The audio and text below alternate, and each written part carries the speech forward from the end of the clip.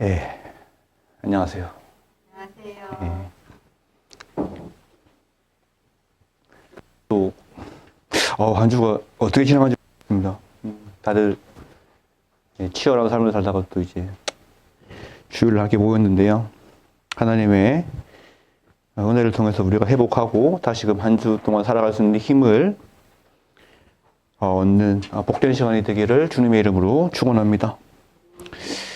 질문으로 이제 설교를 한번 시작해 보고자 합니다. 그 기독교에서 가장 중요한 요소에 대해서 이제 말을 해보라라고 한다면 성도님들은 뭐라고 대답을 하시겠습니까? 선생님의 기독교에서 가장 중요한 게 뭐죠?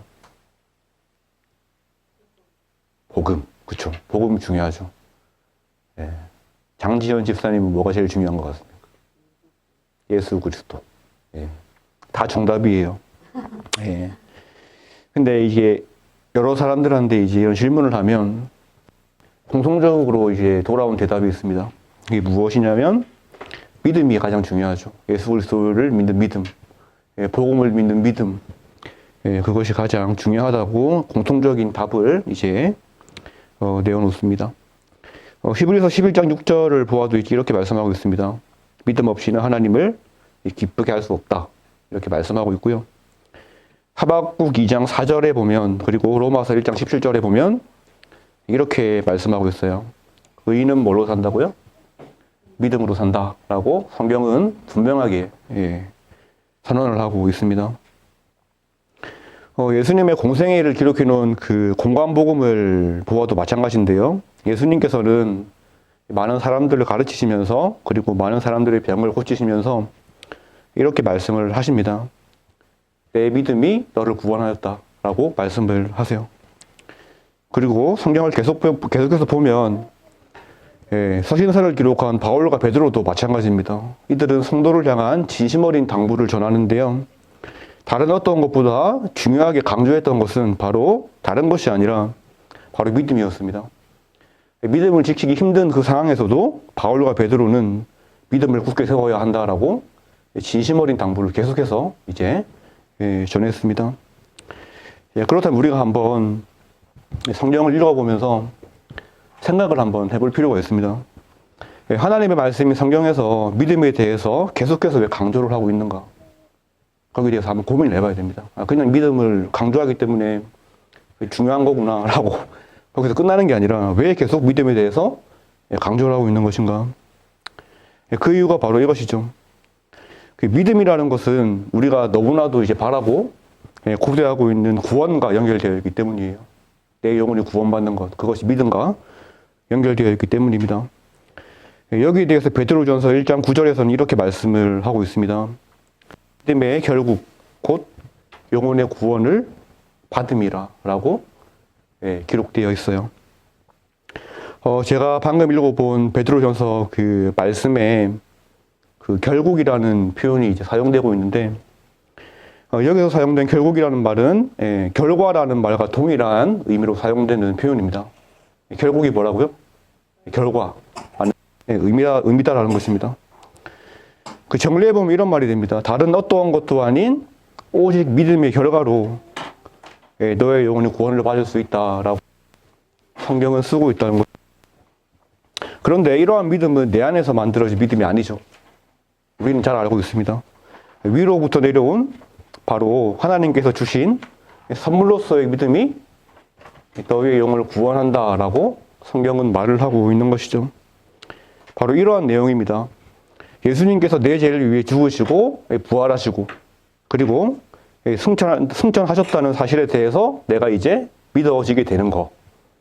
그리고 마지막 때에 재림하셔서 새하늘과 새 땅에서 우리와 영원히 함께 거하시는 것을 믿는 믿음.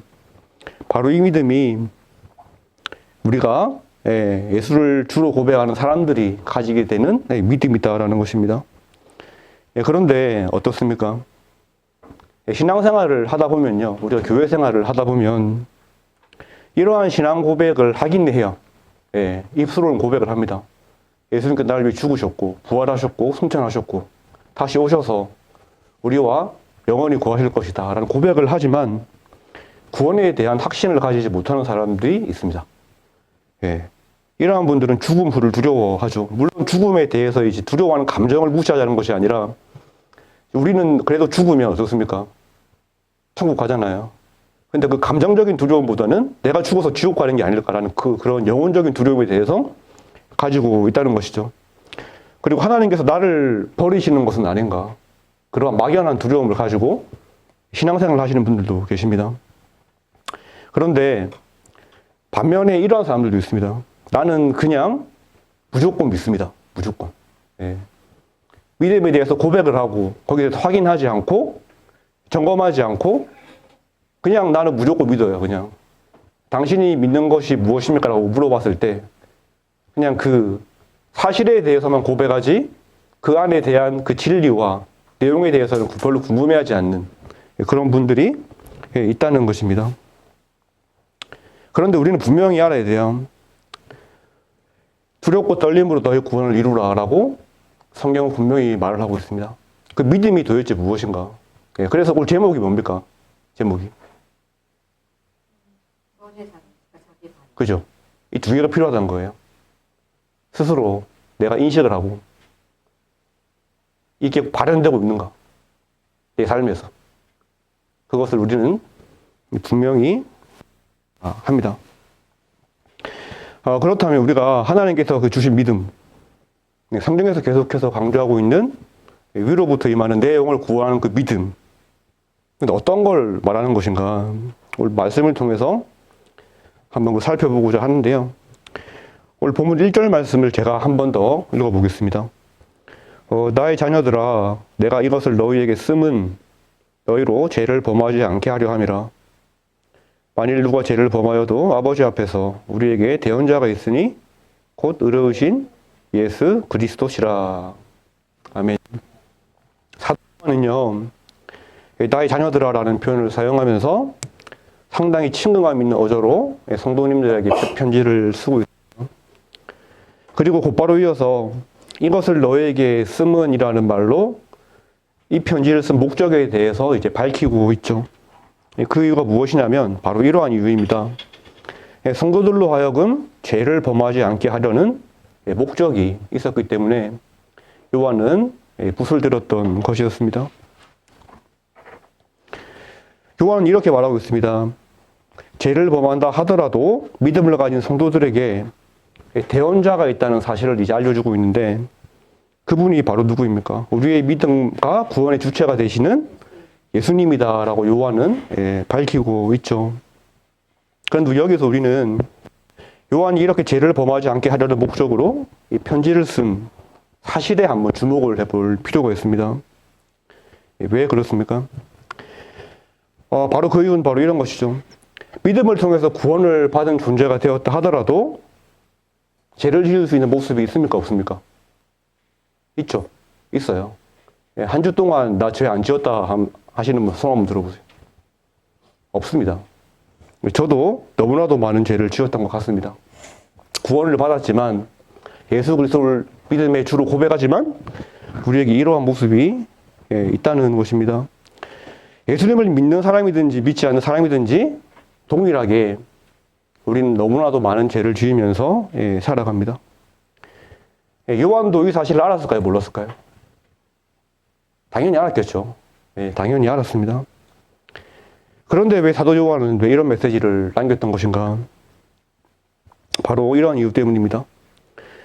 요한이 이 편지를 쓴 이유는요, 그 당시에 영지주의라는 이단 사상이 활기를 치고 있었기 때문입니다.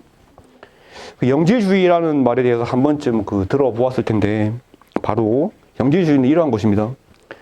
영과 육을 분리해서요, 영은 깨끗하다.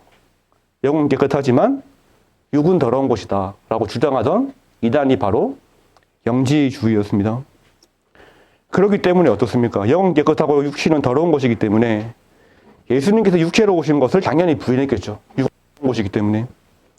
그리고 이들의 가장 큰 위협이 무엇이었냐면요, 죄의 실제를 부정한다는 것이었습니다. 결국 무엇입니까, 이게? 구원받으면 죄 지어도 됩니다. 왜? 결국 구원받으니까.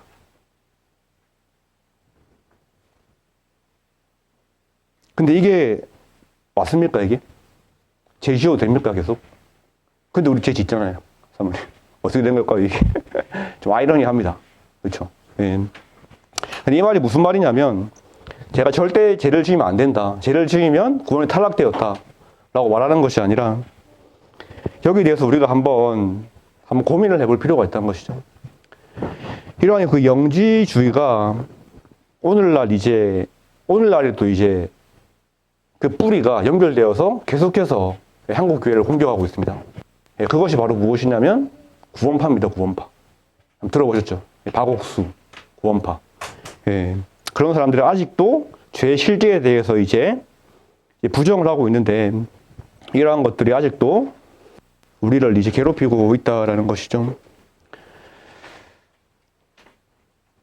요한 시대의 그 초대교회를 공격했던 그 이단인 그 영지주의자들은요, 이러한 생각을 가지고 있었다고 합니다.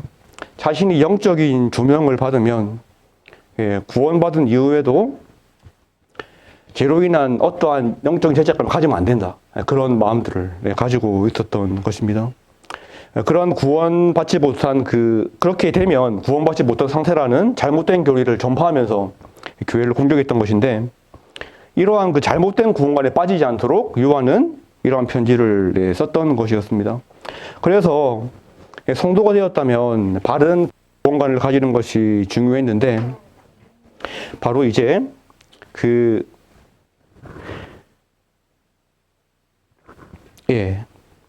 죄에 대해서 이제 죄송합니다.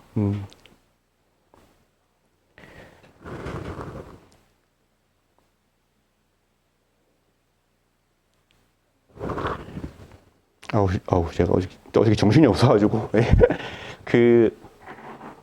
죄를 짓는다고 하더라도 그 죄에 대해서 이제 그 죄의 인식을 못하는 것이 아니라 오늘 말씀에 나와 있던 것처럼 분명히 죄를 가지고 대언자 대신 예수께 나아가면서 회개하는 모습을 가져야지 올바른 구원을 가진 것이다라고 요한은 말을 했던 것이죠.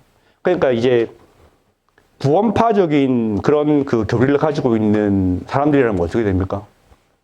그에 대한 인식을 가지지 않고요. 그냥 계속해서 그냥 신앙생활만 해나가는 거예요.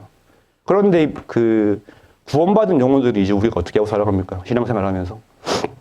분명히 우리 기도 가운데 그런 모습이 있어야 돼요. 내 죄에 대한 인식. 교회 나와서 우리가 이제 기도할 때에도 한 주 동안 살아가면서 내가 지었던 죄에 대해서 분명한 고백과 예수 그리스도의 보혈을 의지하는 모습이 있어야 된다라는 것이죠. 그런데 구원파적인 교리에 빠져버린 사람들은요, 죄에 대한 인식을 별로 하지 않고 살아갑니다. 그러면서 뭐만 구합니까? 이 땅에 복만 구하고 내가 잘 되는 것만 구하고, 그냥 예수 믿으면 잘 돼야 된다라는 그런 생각만 가지고 살아간다는 것이죠. 이것이 바로 오늘날 살아가는 현대판 영지주의자들의 모습입니다. 그러면서 더 심각하게 되면 어떻게 될까? 구원받은 이후에 내가 예수를 믿은 후에도 죄를 지으면 된다는 그런 당위성을 주장하면서 계속해서 내가 지은 죄에 대한 죄책감을 가지지 않고 살아간다는 것입니다. 근데 결국 이것이 무엇과 연결되냐면 내 행함과 연결돼요. 내 행함. 우리가 그 죄를 짓는 게 그냥 욕하고 미워하고 질투하고 싫어하는 게 아니라 하나님 말씀대로 행하지 않는 것도 죄입니다. 근데 여기에 대해서 우리가 생각을 하지 않게 된다고요. 구원파적인 교리에 빠지게 된다면.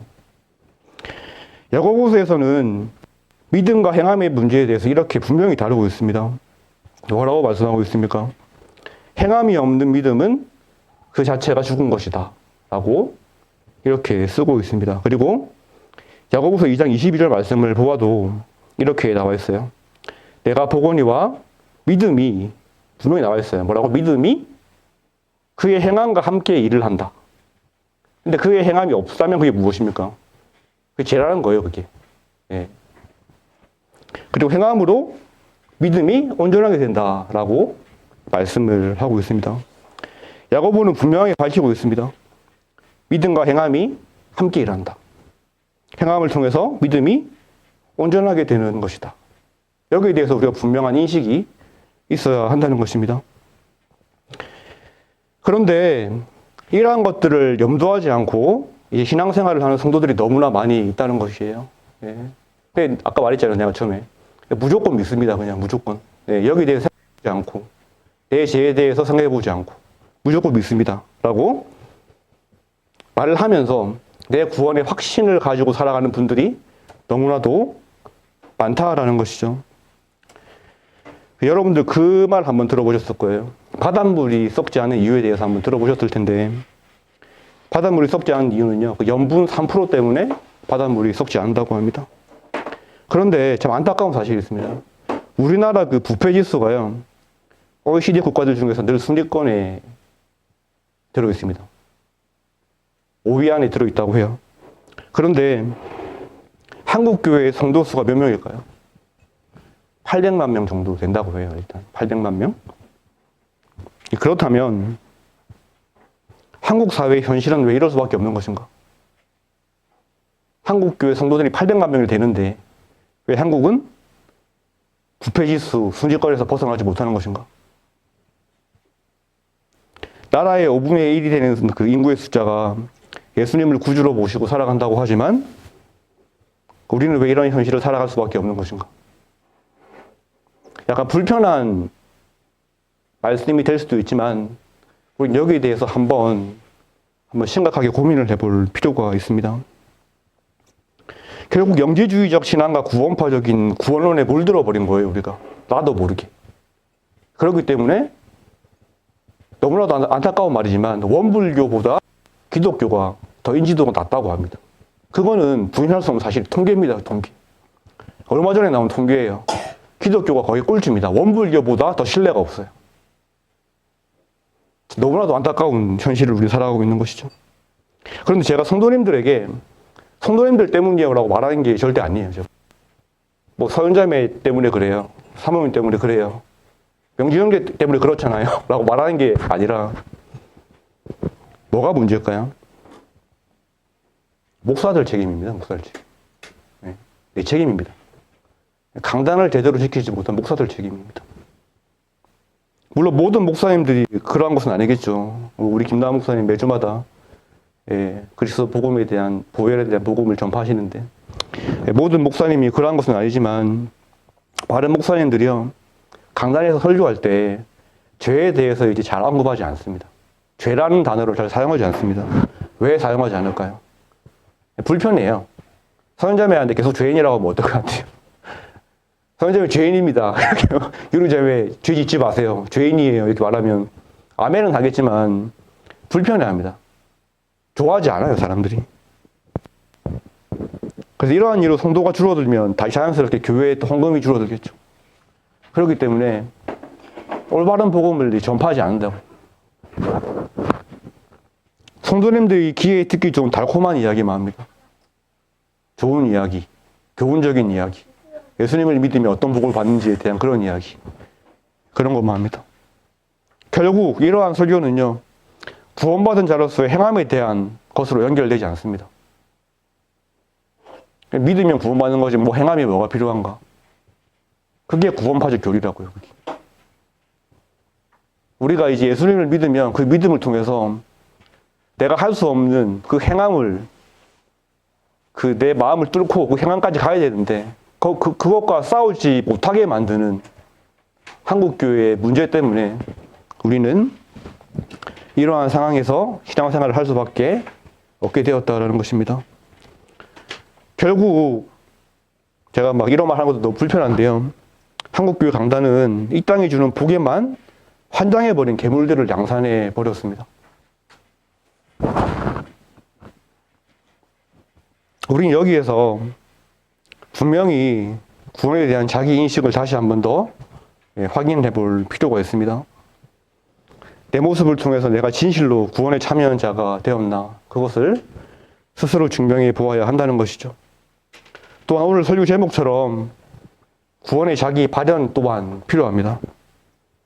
발현이란 말이 무슨 말입니까? 상대방이 내 모습을 보면서요, 아, 저 사람 구원받은 사람이구나, 그것을 알아야 한다는 거죠. 김나은 목사님 보면서 아, 김남옥은 진짜 하나님 믿는 사람 같아.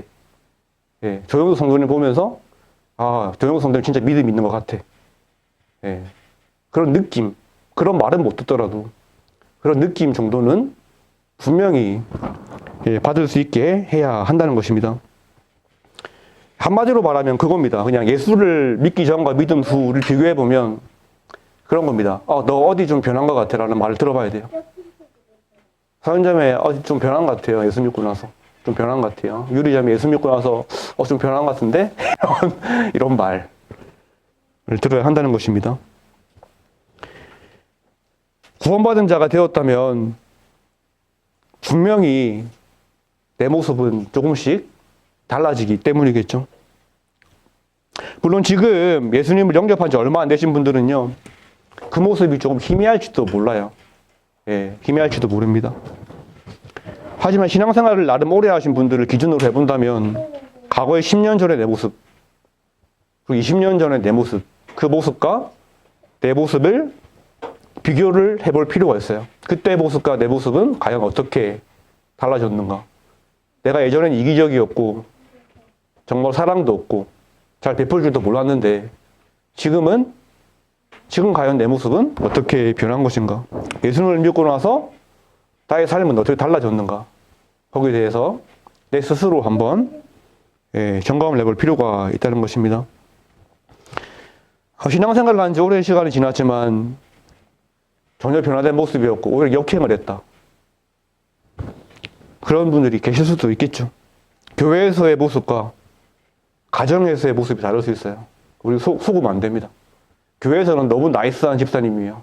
잘 베풀고 사랑하고 섬기고, 집에 가서는 부인 두드러 패고 몰래 술 먹고 막 집에 잘 안 들어오고 그런 사람들 있어요. 진짜 있습니다. 예. 그리고 교회에서의 모습과 직장에서의 모습이 너무나도 상반된 모습. 교회에서는 막 그 누구 뭐 그렇게 사랑하는 사람이 없습니다. 근데 직장 가서는 지잡도 잡죠. 밑에 부하 직원들을. 물론 잘못하면 뭐라 할 수는 있어요. 근데 잘못하면 뭐라 하는 것과 인격 모독하는 건 다르죠. 근데 교회에서는 너무나 사랑 많게 행동하면서 직장에 가서는 어떻게 합니까? 인격 모독을 하고 무시하고 짓밟고 나만 잘 되면 되고 남을 그냥 바로 그냥 남이 어떻게 되든 말든지 나만 잘 되면 되는 그런 사람들이 있다는 것입니다. 그렇다면 우리가 계속 그런 사람들이 그런 삶을 살아간다면 구원받은 사람이라고 할 수 있을까요? 그런 사람들이? 저는 아닌 것 같아요. 아니라고 생각합니다.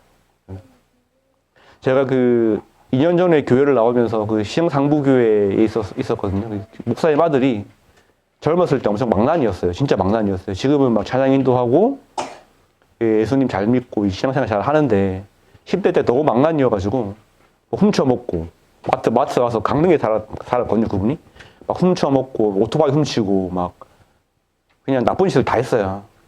근데 예수님을 믿고 나가지고 어떻게 했냐면 한 300~400만 원을 만든 거예요. 자기가 일을 해가지고 그거 찾아갑니다. 강릉으로. 용서를 빌어요. 제가 예전에 여기 와가지고 훔쳐먹고 오토바이 훔치고 그래가지고 돈 갚으러 왔다고.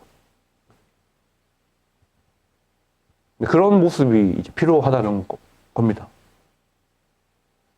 행함, 죄에 대한 인식.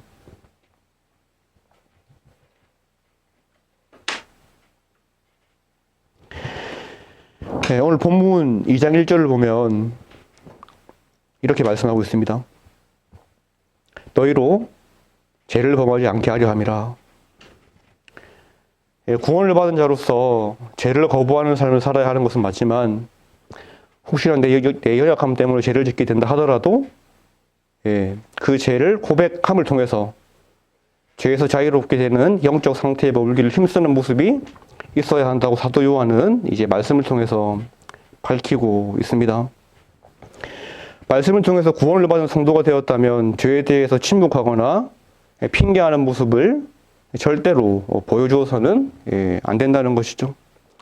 반드시 내 죄를 스스로 고백해야 하는데 이러한 고백은 그저 자기 참회에 그치는 것도 아니고 자기 반성의 수준에 그치는 것도 되어서는 안 됩니다.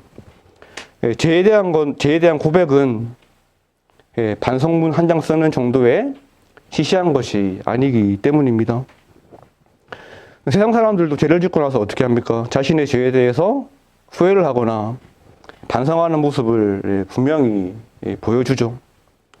그러한 모습을 보여준다면 이 땅의 기준으로 용서를 받을 수 있을지는 모르겠지만 하나님 앞에서 내가 범죄한 그런 사실은 해결되지 않는다는 것을 우리는 또한 잘 알고 있습니다. 진정으로 구원을 받은 자가 되었다면 어떻게 해야 되겠습니까? 이와 비슷한 천박한 회개가 되어서도 안 되고 바로 나의 죄를 속하기 위해서 성부 하나님께서 계속해서 변호해 주시는 예수 그리스도께 나의 죄와 허물을 가지고 나아가는 분명한 모습이 있어야 합니다. 여기서 요한은 예수님을 대언자라고 표현을 하고 있죠. 본문 말씀을 보면 대언자라는 말은 바로 이런 말입니다. 중봉하는 자, 돕기 위해 곁으로 부름을 받은 자라는 의미의 단어입니다. 예수님께서는 모든 믿는 자들을 위해서 율법을 성취하신 분이시고요. 죄값을 치르셨기 때문에 내 연약함 때문에 죄를 짓게 된다면 그 죄에 대해서 아무런 영적 민감성을 가지지 못하는 것이 아니라 우린 분명히 슬퍼하고 아파하면서 대언자 되시는 주님께 나아가야 합니다. 가난한 마음과 애통한 마음과 의의 주린 마음으로 주님께 나아가야 한다는 것이죠. 예수님께서 친히 우리의 화목제물이 되어주셨기 때문에 자신의 백성들의 중재자로서 하나님 앞에 설 수 있는 분이기 때문입니다. 올바른 믿음을 가진 자들은요, 그리고 진정으로 구원을 받은 자들은 이 사실을 분명히 아는 자들입니다. 그래서 자신의 죄를 가지고 담대한 마음으로 하나님 보좌 앞으로 나아가는 모습이 나타날 수밖에 없게 됩니다. 나를 위해서 화목제물을 되어주시고 친히 성부 하나님께서 나를 변호해 주시는 예수 그리스도를 의지하는 모습이 내 안에 없다면 어쩌면 구원의 자기 인식을 도저히 확인할 수 없는 상태일 수도 있습니다.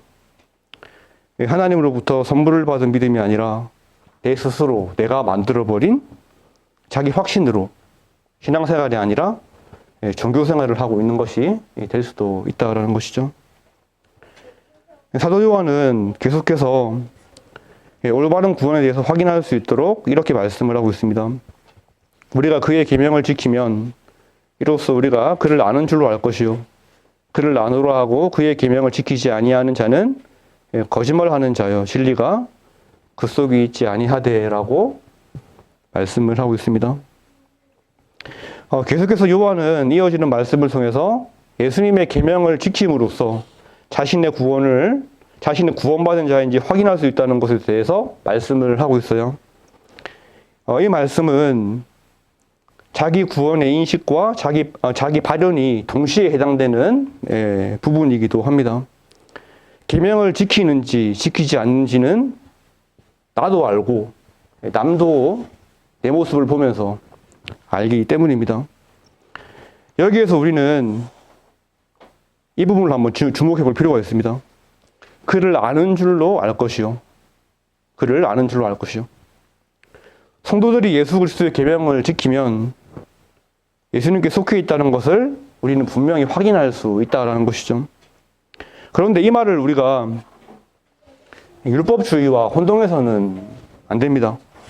여기서 말하는 예수님을 알고 계명을 지킨다는 것은요, 예수님께 순종한다는 것을 말하는 것인데 예수님과의 관계를 통해서 예수님을 계속 닮아간다는 그 말씀이 바로 이 말씀에 해당되는 것입니다. 내가 율법을 지켜서 구원을 받고 사는 것이 아니라 예수님과의 관계 속에서 예수님을 닮아가는 것, 이것이 바로 그를 안다라는 표현이 된다라는 것이죠.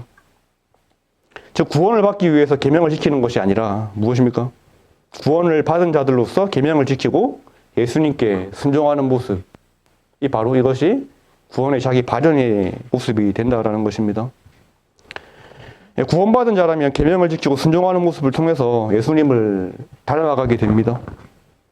그것이 구원받은 자로서 빛 가운데 행하는 것이기 때문이고요. 싫어하는 것이 무엇인지 계속해서 우리가 그것을 알고 싶어 하기 때문입니다. 분명히 그런 마음이, 신앙생활하면서 그런 마음이 있을 거예요. 예수님이 좋아하시는 게 무엇일까?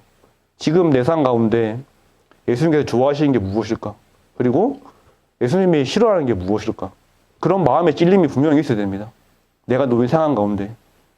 가정이든 직장이든 내가 어디에 있든지 그런 마음이 있어야 한다는 것이죠. 올바른 믿음, 올바른 구원으로 내 모습이 이와 같이 된다면, 이러한 마음을 가지게 된다면 내 자신의 변화된 모습을 내 스스로 알게 되고요. 이뿐 아니라 내 주변에서도 예수님을 닮아가는 나의 변화된 모습을 발견하게 됩니다. 그 어떤 신문사에서 실험을 한 적이 있는데, 신문사에서 실험을 한 게 아니라 영국 리버풀 대학 연구진이 실험을 했다고 합니다. 그 실험 내용이 바로 이런 내용인데요. 그 160쌍의 부부가 있다고 합니다. 160쌍이면 다 몇 명이죠? 320명이죠. 320명입니다. 이 사진을, 그러니까 예를 들면 그거예요. 명진 형제와 유리 자매 사진, 서현 자매랑 삼혜 형제 사진, 김나은 목사님과 사모님 사진을 막 섞어 놓고 그 부부를 한번 맞춰보라고, 한번 사진만 보고 한번 부부만 맞춰보라고 진행했던 실험이 있다고 합니다. 놀라운 결과가 나왔는데 어떤 결과가 나왔냐면요. 실험자들 대부분, 예를 들면 뭐 이제 교육 성도님한테 한번 맞춰보세요, 사진 부부가 누군지 맞춰보세요라고 실험을 했는데 그 대부분 맞춰냈다고 해요. 대부분 이 사람들이 부부 같아요. 이 두 명이 부부 같아요. 그 높은 확률로 맞추었다고 합니다. 왜 그렇겠습니까? 어떻게 맞췄을까요? 그 사람은 뭐 신통방통해서 맞췄을까요? 점쟁일까요, 그 사람이? 아니에요. 왜 그러냐면 부부는 같이 살죠. 같이 관계하고 살아갑니다. 한 공간에서 살아갑니다. 서로에 대해서 너무나도 잘 압니다. 저 사람 단점이 무엇인지, 장점이 무엇인지, 저 사람이 좋아하는 게 뭔지, 싫어하는 게 뭔지, 그거 너무나도 잘 알죠. 결혼 생활을 하면서 같이 웃고, 같이 슬퍼하고, 같이 화내고, 싸우고, 감정선을 같이 가져갑니다. 맞잖아요. 유리자매가 막 즐거워하는데 명지 형제 화내고 있고 그러지 않잖아요. 명지 형제님이 막 이게 막 같이 기쁘면 같이 기쁘고, 이게 막 또 화내면 같이 막 화가 나고, 우울해진 것 같으면 같이 우울해지고, 부부가 그런 거잖아요. 그러다 보면 감정선이 비슷해지는데, 이런 것들이 이제 세월 가운데 이제 쌓이다 보면 그 모습이 비슷해진다라는 그 사실이 연구 결과를 통해서 이제 밝혀진 것입니다. 다름으로 만나서 같음으로 살아가는 것이죠. 부부가 되어서. 그런데 우리 여기서 한번 진지하게 고민해 볼 필요가 있어요. 사람과 사람도 닮아가잖아요. 관계를 하면서. 근데 예수님을 믿고 예수님과 내가 정말 깊은 관계를 가지고 살아가면, 내가 정말 순종하는 마음으로 계명을 지키면 어떻게 돼야 된다는 것입니까? 닮아가야죠. 그겁니다. 그거 제가 말하고자 하는, 제가 앞에 막 약간 횡설수설 한 것 같기도 한데 제가 말하고자 하는 건 이거예요, 이거. 적으로 행함도 아니고, 내 구원받기 위한 그 행함도 아니고, 내가 행하지 않는 그 죄를 인식하면서, 순종하면서, 하나님 사랑하면서, 하나님 예수님과 관계하면서, 내가 신앙생활 하는 게 그냥 종교생활이 아니라 정말로 하나님과의 관계를 맺는 그것이라면, 지금 여기 나와 있는 우리는요, 하루하루 시간이 지나갈 때마다 예수님을 0.00001%라도 닮아가야 된다고요. 그게 구원의 자기 인식입니다. 또한 다른 사람이 볼 때 보여지는 구원의 자기 발현입니다. 그리스도인의 목표가 뭐가 되어야 되겠습니까? 어제보다 오늘이 내가 예수님의 모습을 좀 더 닮는 거예요. 조금이라도 더 닮아가는 거예요. 내가 한 번 더 참고, 욕할 거 한번 욕 덜 하고, 저 사람 사랑하기 싫은데 조금 더 사랑하려고 노력해보고 한번. 그게 안 됐었는데 그렇게 해보려고 하는 거. 그게 바로 무엇입니까? 구원받은 사람의 증거입니다, 증거. 그러한 고민이 하나도 없다면 어떻게 되겠습니까?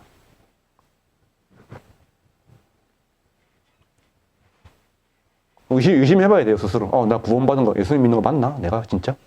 저도 한 번씩 막 뜨끔뜨끔 놀랍니다. 구원받은 거 맞나? 내가? 근데 또 하나님 마음 주세요. 맞아요. 맞더라고요. 예. 한 번씩 하나님께 마음 주시면 그래서 순종하게 되고, 감사하게 되고. 오늘 찬양하면서 제가 막 울었는데, 예. 하나님께서 그런 걸 알려주시니까 너무 감사해서, 저도 목사지만 한번 제 꼬라지를 볼 때마다 내가 진짜 이게 막 구원받은 사람이 맞나라는 의심을 하게 됩니다. 근데 하나님께서 알려주세요. 그런 마음을 주세요. 내가 맞아. 네 모습이 그래도 구원받은 거 맞아. 말씀을 마무리하면서 이 당부를 제가 한번 드려보고자 합니다. 구원의 자기 발현을 가장 잘 확인할 수 있는 곳은요, 교회가 아니라 바로 가정입니다. 명기 성경이 어디라고요? 가정. 집. 집이란 것입니다. 자신의 변화된 모습이 가장 잘 객관적으로 나타나는 현장이 가정이에요. 교회 아니에요. 저도 교회 오면 엄청 나이스해 보이려고 노력합니다. 예, 잘 섬기는 척 하려고 하고요. 사랑 많은 척 하려고 해요. 예. 근데 나의 생활, 나의 말투, 모국어라고 하죠, 모국어. 내 말투. 원래 내 말투. 나의 섬김, 나의 인내, 나의 헌신. 집에서 가장 잘 나타난다. 네. 내 배우자를 상대할 때, 내 아이를 상대할 때. 그게 그때 제일 잘 나타나요.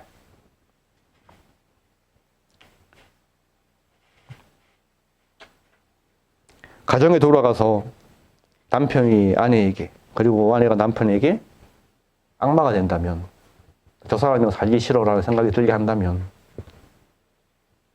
그 사람은요, 구원의 자기 발현이 없는 사람입니다. 그런 마음 들 수 있잖아요. 쟤는 뭐 예수 믿는다면서 나한테 계속 왜 저래? 예. 물론 그 사람이 약간 뭐 사이코적인 패스를 행동하면 그렇게 할 수는 있겠죠. 근데 뭐 그냥 좀 참을 수도 있는 부분인데 폭발해버리고 계속 화를 내고 조금 더 양보 안 하려고 하고 손해 안 보려고 하고 그런 걸 보면서 서로 힘들어진다는 것입니다. 우리는 예수님께서 사역하실 때 거라사 지역으로 가신 것을 알고 있습니다. 알죠? 거라사 강인 아시죠? 그 말씀. 거기서 예수님은요, 귀신 들린 사람을 만나는데 무덤가에 거주하고 있던 사람이었습니다. 근데 이 사람이요, 예수님을 만나고 완전히 깨끗하게 치유받은 모습을 또 말씀 속에서 확인해요. 그래서 어떻게 합니까? 예수님 따라갈게요. 예수님 따라다니면서 전도할게요. 예수님 모실게요. 근데 예수님께서 뭐라 하십니까? 아니야, 따라오지 마. 라고 하십니다. 집으로 돌아가라. 라고. 집으로 돌아가라. 집으로 돌아가서 하나님이 내게 어떻게 큰일을 행하셨는지 말하라. 라고 합니다. 나 따라오지 말라고요. 예수님 믿지 말란 말이 아니죠. 알죠? 어디로 가라고요? 집으로 돌아가라. 알게 하라는 거예요. 너의 가족들이 너의 변화 모습을 보고 내가 살아있다는 것을 알게 해라. 그게 구원의 자기 발현입니다.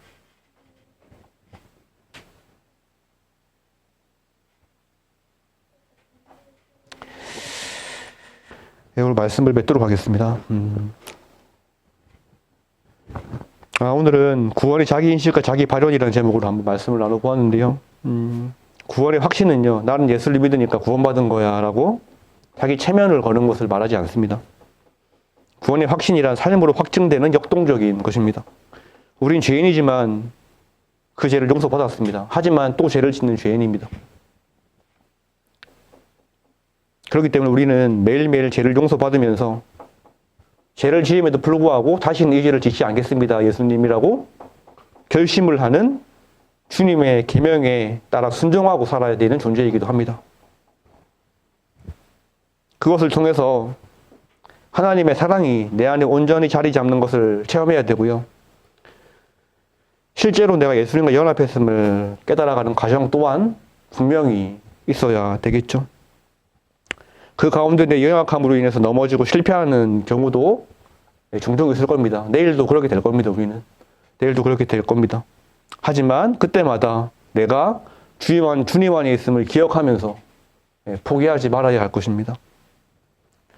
그리고 오늘 말씀에서처럼 대언자 되시고 화목제물 되어주시는 예수 그리스도께 우리는 계속해서 나아가야 할 것입니다.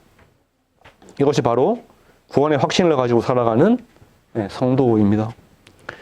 오늘 예배에 나오신 모든 분들이 이러한 구원의 자기 인식과 자기 발현을 통해서 자신의 구원을 주님 나라 가는 그날까지 잘 지키면서 신앙생활하는 모든 분들이 되기를 소망합니다.